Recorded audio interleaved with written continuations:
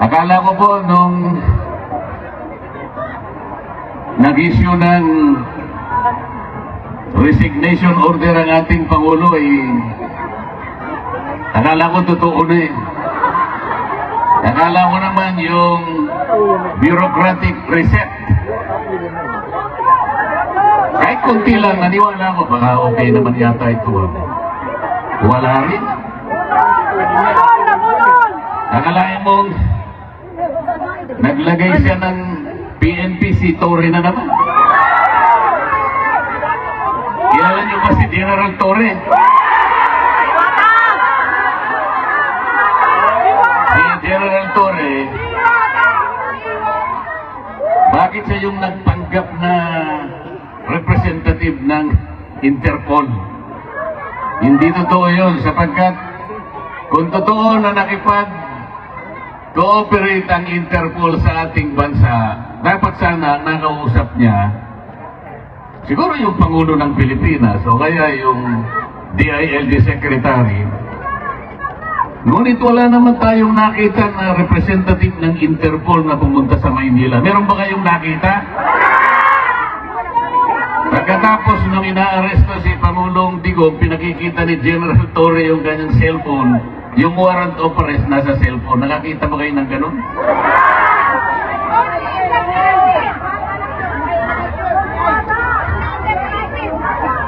Hindi po ganun ang pagsisilbi ng warrant of arrest.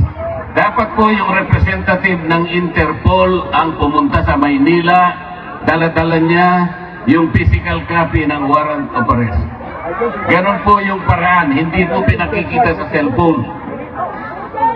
Yun pong counterpart ng Interpol sa Maynila, ito yung PCTC. Ito yung executive director, nandun dapat hindi nagpakita. Ang kanilang ginamit ay General Torre na walang kapangyarihan magsilbi ng warrant of arrest. Wala rin siyang kapangyarihan na bumasa ng Miranda warnings. Bakit siya na naman ang na-appoint na PNP chief? So, ang buong akala ko, pag pinagkatanggal mo, pinag-resign mo lahat, ang miyembro ng iyong gabinete, tanggalin mo na silang lahat, pumili ka na lang ng mas magaling. O hindi naman nata totoo eh. Tingnan po ninyo kung anong nangyari sa ating bansa. Yung ekonomiya natin, umirap na ng umirap ang ating bansa. Yung presyo ng bilihin hindi na maabot ng kinikita ng karaniwang manggagawa. Nag-aaway nga sa Kongreso ngayon eh. Kasi po sa taas ng bilihin, kinakailangan mag-legislate na lang na maitaas na yung sahod. 200 pesos per day, sabi ng House of Representatives. 100 pesos, sabi naman ng Senado. Ang tagal na magdebate. In the meantime, kawawa ang mga mamamayan. Bakit hindi na lang nilagay 150 pesos na lang, i-legislate na yan, pansamantala man lang, makaabot-abot man lang yung kinikita. Hirap na ang Pilipino. Pagkatapos, hindi naman niya tinanggal yung mga economic managers, nandun pa rin ang BBM, nandun pa rin yung NEDA, pinalitan lang ang pangalan, nandun pa rin ang, ano ba yun? Department of Finance. DOJ! Eh anong gagawin mo? Akala ko ba ang pangit ng ating ekonomiya? Akala ko ba ayusin natin? Ba't hindi ka maglagay ng matino? Naglagay ka pagkatas, tinanggal mo pagkatas nilagay mo sa ganito. Hindi po pwede yung gano'n. Pero kaya po tayo nandito sapagkat nandito ang taong kinikilala natin ang pinakamabuti, ang pinakamagaling na presidente ng Republika ng Pilipinas. Akalain mong dadalhin dito? May araw na ako. Yun po bang ating justisya sa Pilipinas ay hindi na gumagana? Is our judicial system in the Philippines no longer functioning? Is our prosecutorial system in the Philippines no longer able to function? Hindi po totoo yun. Umiiral, gumagana, umaandar ang justisya ng ating bansa. Kung nagkamali ang sino mang Pilipino, kung nagkamali halimbawa ang isang naging Pangulo, o dilitisin natin, husgahan natin, Pero sa sarili nating patakaran, sa sarili nating batas, hindi sa batas ng ICC. Pagtiyagaan na lang po natin, kahit anong mangyari, mawawalan din ng saysay ang ginawa nila laban kay Pangulong Digong. Lalabas din po ang katwiran, magtatagal lang po ng konti dahil may proseso. Wala ng jurisdiction ng ICC sa ating Pangulong Digong. Maniwala kayo sa akin. Pinatatagal lang nila sapagkat pinupolitika din dito yan. Mahirap lang magsalita kung akala nila tayo ay nagsasalita laban sa ICC. Hindi po. Ang sinasabi lang natin, kahit balik-baliktarin mo ang pangyayari, wala ng jurisdiction po ang ICC. Pati po yung charge na kanilang ikinapit sa Pangulo, crime against humanity, hindi kakapit sa Pangulong Rodrigo Duterte. Sapagkat yung war on drugs, hindi po klasifikado na crime against humanity. Yung programa na ginawa niya is a legal, it is a regular governmental action to wipe out drug problem in our country. Presidente po siya, siyang nakakaalam ng mabuti para sa kanyang bansa. He should have been judged by the benefit, by the advantages reaped by the Filipino people from his program. He should not have been judged from the number of people who were killed along the war on drugs. May mamamatay at may mamamatay, alam naman nila yun. Sapagkat ang nagsusulong sa droga yung mga kriminal, lalaban at lalaban yung mga yan. Bakit kailangan mo siyang husgahan sa bilang o sa dami ng matay? Kailangan husgahan mo ang isang programa doon sa nakinabang, milyon-milyong pamilyang nakinabang. Ngayon, bumalik na naman ang droga. Ngayon, bumalik na naman ang krimen. Kayo po ang nakakaalam, ang mga kamag-anak nyo sa Maynila ang magsasabi sa inyo, bumalik na naman ang problema ng ating bansa. Kasi po, wala naman silang gustong gawin para ayusin. Salamat po sa inyong lahat. Alam ko po, isa po ako sa inyong ibinoto para maging senador ng ating bansa. Kahit nalayo po ang lugar na ito, alam kong nagpupulong-pulong kayo rito. Marami pong gawain sa Maynila. Ngunit kahit konting sandali, kailangan tagpuin ko kayo rito. Para personal po akong magpasalamat. Lahat po kayong lahat, binoto po ninyo ako. Kung hindi sa inyo, baka natupad yung survey. Pakalain nyo naman, sa simula pa, number 36 ako. Hindi man lang ako umangat. Nung naawa sila sa akin, siguro bandang Pebrero yata yun, napunta ako sa number 22. Hanggang doon ka na lang, sabi nila. Malapit nang matapos ang Abril, 21 na naman ako. Pagkatapos nagmilagro isang araw, nilagay po nila ako number 12, pero isang araw lang yun.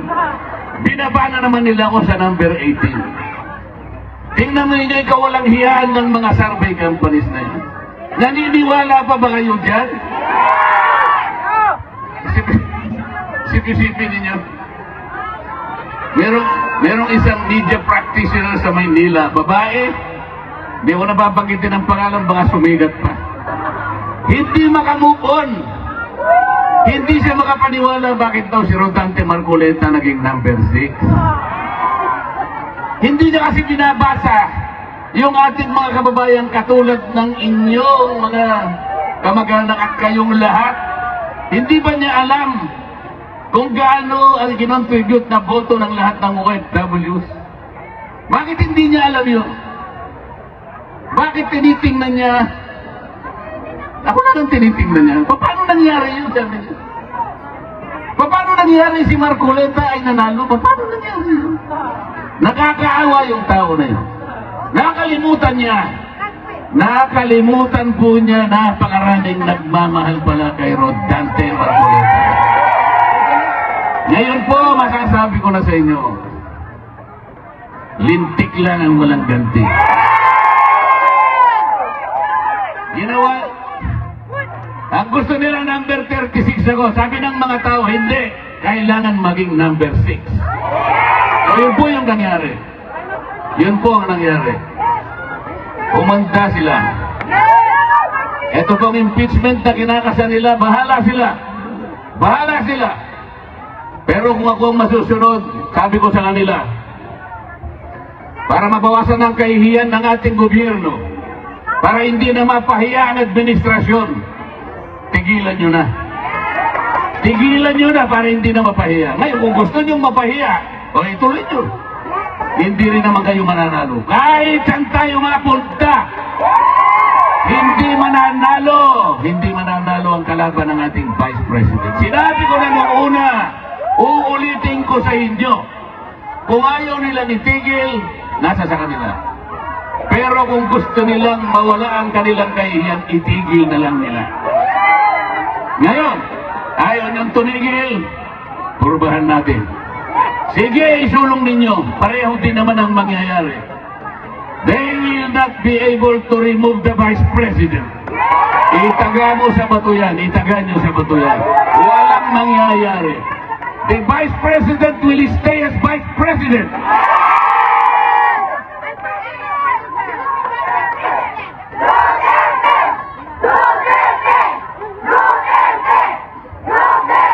Malungkot lang po ako sapagkat bago ako pumunta rito, gumawa po ako ng request sa ICC.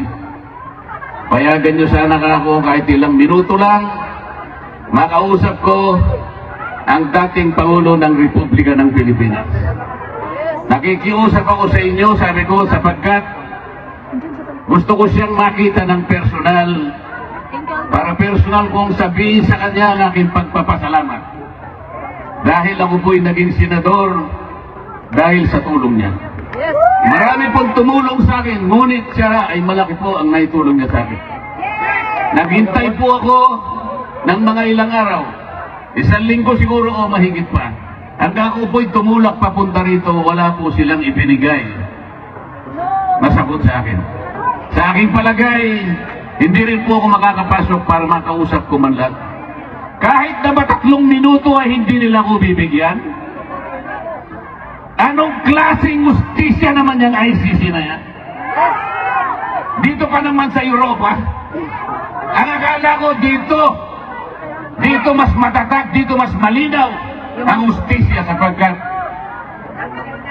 magagaling silang mga tao. Pati ba naman yung 3 minuto o 5 minutong ihingin ko lang, makausap ko man lang, makita ko man lang, mahawakan ko lang ang kamay, makita ko lang kung anong kalagayan niya.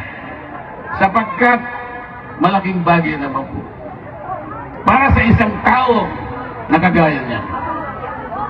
Hindi po nila ibibigay siguro sa akin. Wala. Tidyo. Mamaya po, magbabakasakali akong pumunta ron, makita ko man lang yung lugar kung saan siya nakapiit. Pero huwag tayong mawawala ng pag-asa. Huwag tayong mawawala ng pag-asa. Sapagkat, hindi pa naman po tapos ang laban.